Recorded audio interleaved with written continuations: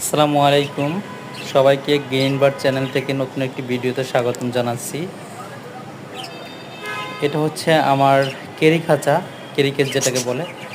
এটাতে আসলে আমি অনেক সময় অনেক জায়গা থেকে পাখি কেরি করে নিয়ে আসছি, আবার অনেক সময় যখন হাত বদল করছি তখন এটাতে কেরি করে দিয়ে আসছি।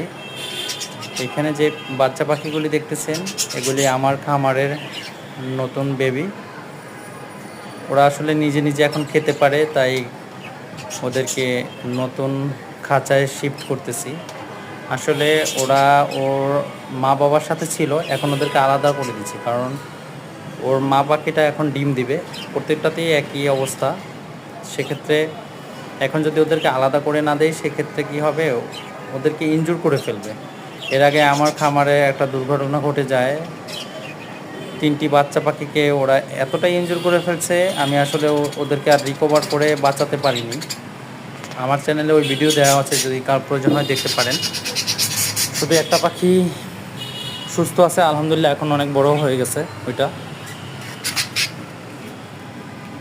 অনেক সময় দেখা যায় যখন মা পাখিটা ডিম পারবে, তখন আসলে ওদেরকে ইনজুর করে ফেলে, মাথা রক্তাক্ত করে ফেলে, শরীরের পশম উঠে ফেলে।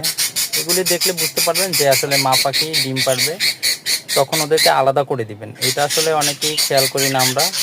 আসলে নতুন যারা খামার দিচ্ছেন অথবা শখ করে পাখি পালতেছেন, তাদের জন্যই আসলে এই পরামর্শটা।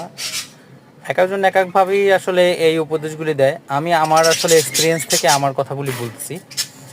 এখানে যেগুলি দেখতেছেন এগুলো সবই বাচ্চা পাখি।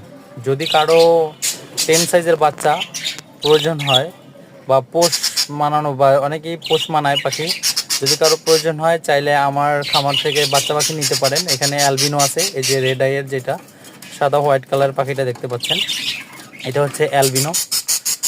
এছাড়া ক্লাসিক আছে, স্প্যাঞ্জেল আছে, স্প্যাঞ্জেল আছে। এই সাদা পাখিটার পিছনের পাখিটা হচ্ছে স্প্যাঞ্জেল, আকাশি পাখিটা হচ্ছে স্প্যাঞ্জেল। এছাড়া বাকি যা দেখতেছেন এগুলো হচ্ছে পাইট বা ক্রিমিনো বলে, এক একজন এক একটা, মানে এগুলোর কালার এখনও কমপ্লিট আসে না, আসলে বুঝতে পারবেন। যারা আমার ভিডিওটি দেখেন বা দেখতেছেন সবাইকে ধন্যবাদ, এবং আমার চ্যানেলটা অবশ্যই সবাই সাবস্ক্রাইব করে দিবেন।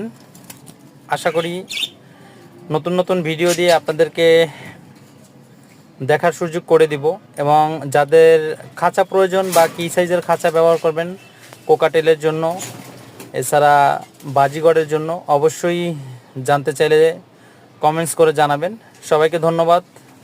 আশা করি খুব শীঘ্রই নেক্সট ভিডিও আসবে।